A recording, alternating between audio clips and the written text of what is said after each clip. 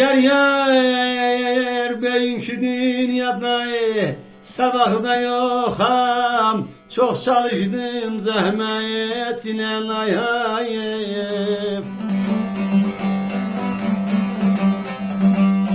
Gençliğimde yaxşı yaman bilmedim. Haram qattım sərvətimə ayhayıb. Alayla solam alayla balam alayla.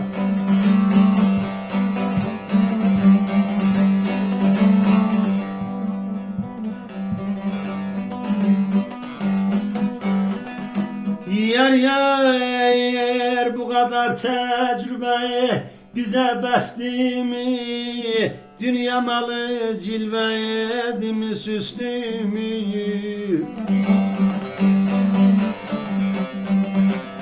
Bilmemişem düşmanımı dostumu.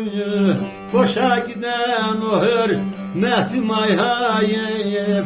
Balaya balaya bala, körpene balaya bala, erkene balana bala ben öleyim.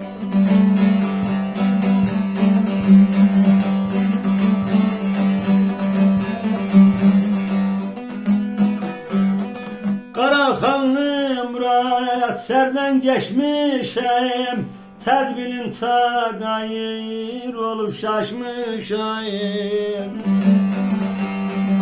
İndi de qocalıp gözden düşmüşeyim. Sözüm keşmir arvadıman ayhayıp. Alayla solam alayla balam alayla.